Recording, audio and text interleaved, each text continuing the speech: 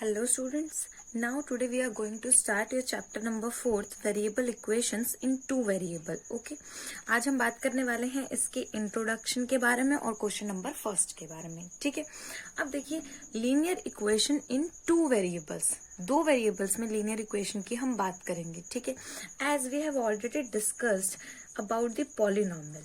ठीक है, और पॉलिनॉमियल में हमने दो चीजों के बारे में ऑलरेडी पढ़ लिया. First one is your constant and second one is your variable. ठीक है, जो सेकेंड है वो आपका क्या है, वेरिएबल. ठीक है, अब कांस्टेंट हमारे पास क्या होता है कि ये ऐसी वैल्यू जो चेंज ना हो. Constant it doesn't change it's value. And variable आपके पास क्या होता है कि जो अपनी वैल्यू को चेंज कर सके, इट मीन्स वेरी करे. Okay, in the polynomial we have polynomial का एक एग्जाम्पल लिख लेते हैं. फॉर एग्जाम्पल मैंने लिखा है आपके पास x square plus x plus 1. It means polynomial. In the polynomial we are talking about one variable. In the two variable polynomial can also be written. What is the difference between the polynomial and equation? Right? आपकी जो equation होती है that is always equals to 0. ठीक है, आपकी जो equation होती है that is always equals to 0. ठीक है, इट मीन्स जब भी मैं ऐसे लिखूंगी कि x plus 5 is equals to 0, it is polynomial but it is equation also, because equals to में क्या है आपके पास 0 है. ठीक है, इट मीन्स इक्वेशन के लिए आपके पास इक्वल में 0 होना जो है वो बहुत ही ज्यादा इंपॉर्टेंट है. Right, now what do you mean by two variable. अब वो टू वेरिएबल क्या होता है, वो टू वेरिएबल जो है बच्चे आपके कोई भी हो सकते हैं. ठीक है, हो सकता है वो आपके x और z हो सकता है वो आपके p और q हो. ठीक है, हो सकता है वो आपके x और y हो. जनरली हम चैप्टर के अंदर जो x y है उन्हें लेके चलते हैं. ठीक है, now let us talk about the linear equation in the two variable. ठीक है, हम टू वेरिएबल में लीनियर इक्वेशन के बारे में बात करें. ओके, नाउ इस किस तरीके से हम दो वेरिएबल्स को यूज करके एक लीनियर इक्वेशन लिखते हैं. सबसे पहली चीज, अब नेम इम्प्लाइज की बात करते हैं. Linear equation in two variable. Equation का मीनिंग मैंने आपको बता दिया. What do you mean by linear. ठीक है, लीनियर का मीनिंग आपके पास क्या है बेटा कि आपकी जो डिग्री है ना वो हमेशा क्या होगी, 1. ठीक है, और डिग्री के बारे में हम पॉलिनॉमियल में ऑलरेडी पढ़ चुके हैं. ठीक है, फॉर एग्जाम्पल अगर मैं ऐसे लिखूं x प्लस 5 तो ये आपके पास क्या है, लीनियर है. ओके, बट अगर मैं लिखूं एक्स स्क्वायर प्लस 5 तो इसका मीनिंग ये आपके पास क्या है, ये आपके क्वाड्रेटिक है. That is not linear. ये आपके पास लीनियर नहीं है. That is not linear. Okay, now let us talk about two variables. Variables we have already talked on two variables. It means you have to take two variable x, z, p, q, x, y and all. Okay. What is a journal form?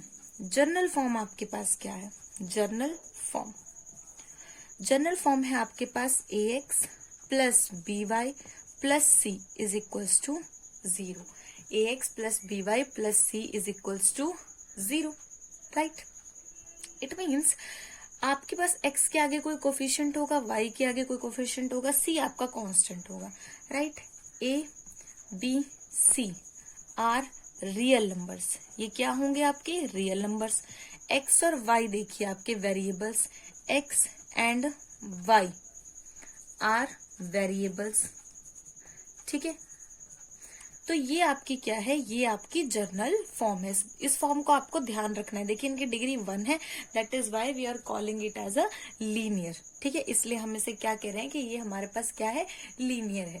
ठीक है, ये इसकी general form है. A B C are the real number and X and Y are variables. ये आपके क्या है, variables है.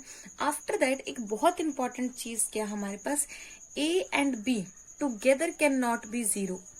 ये चीज आपको ध्यान रखनी है. A and B together cannot be 0. आप साथ में ही इन दोनों को 0 नहीं कर सकते. Okay, A and B can't be 0 together. Okay, एक साथ इन्हें 0 नहीं कर सकते. ये बात आपको ध्यान रखनी है. बिकॉज मान लीजिए 0 हो गए तो आपके पास क्या बचा, C is equals to 0. अब अगर ये वैल्यू 5 है तो क्या कभी 5 0 के इक्वल हो सकता है? नहीं। इसका मीनिंग क्या है? इसे भी 0 होना पड़ेगा। और अगर तीनों 0 हो गए तो आपकी इक्वेशन ही खत्म हो गई, कुछ बचा ही नहीं आपके पास। लेकिन अलग अलग 0 हो सकते हैं। मान लीजिए आपका A 0 हो गया, B नहीं हुआ, B 0 हो गया, A नहीं हुआ, ऐसा हो सकता है। बट एक साथ दोनों 0 नहीं हो सकते, ये बात आपको ध्यान रखनी है। ठीक है, तो इट मीन्स अगर हम बात करें जनरल इक्वेशन की ax plus by plus c is equal to 0, तो यहां से हमें क्या पता चल रहा है? पहली चीज कि ये आपके पास कोई जनरल फॉर्म है, जनरल फॉर्म में। ठीक है, 2 वेरिएबल्स, 2 इसके अंदर आपके क्या है? वेरिएबल है। ठीक है, थर्ड थिंग c आपका कांस्टेंट है। देखिए इसके साथ कोई भी वेरिएबल नहीं लगा हुआ है तो c क्या है? कांस्टेंट है। Fourth thing a b c आपके क्या है? रियल नंबर्स हैं। Third thing a and b can't be 0 at one time. ठीक है, और वी कैन से टुगेदर और टुगेदर। ठीक है, ये एक साथ 0 नहीं हो सकते हैं। ठीक है, बिकॉज अगर एक साथ हुए तो 0 plus c is equal to 0। It means c को क्या होना पड़ेगा? 0 होना पड़ेगा। तो 0 इज इक्वल टू 0, इसका मीनिंग क्या हो गया? नो इक्वेशन, कि आपके पास कोई इक्वेशन ही नहीं है। तो आप सॉल्व किस चीज को करेंगे?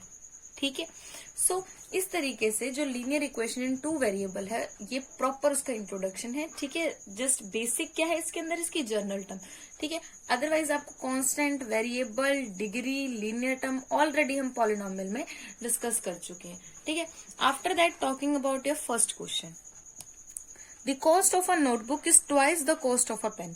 हम यूज कहाँ करते हैं इस इक्वेशन का? देखिए जनरली आप जब किसी से बात करते हैं, मान लीजिए आप हिंदी में बात कर रहे हैं तो आपको इंग्लिश में ट्रांसलेट करना पड़ता है। In the mathematics the equation is a language by which you can represent any statement. आप किसी स्टेटमेंट को रिप्रेजेंट करते हो। ओके, तो आपको क्या करना है? अब जो आपको गिवन है ना, उसके लिए आपको एक इक्वेशन बनानी है। It is very interesting. ठीक है, देखिए the cost of a notebook is twice the cost of a pen. It means solution में लिखेंगे सबसे पहले हम क्या? Cost of a notebook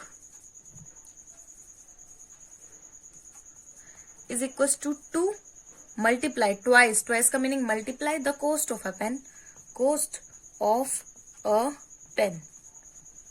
okay, so it means एक वेरिएबल आपको नोटबुक के लिए चाहिए, एक आपको पेन के लिए चाहिए, बिकॉज दोनों का कॉस्ट अलग अलग है। ये तो वैसे भी इसका ट्वाइस है। Okay, so solution, sorry, let the cost of a notebook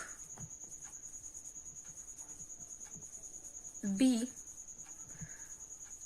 ₹X and let the cost of a pen be ₹Y। ठीक है, आपको यूनिट लिखनी पड़ेगी साथ में। अकॉर्डिंग टू क्वेश्चन, और we can say according to condition, आप जो लिखना चाहे लिख सकते हैं।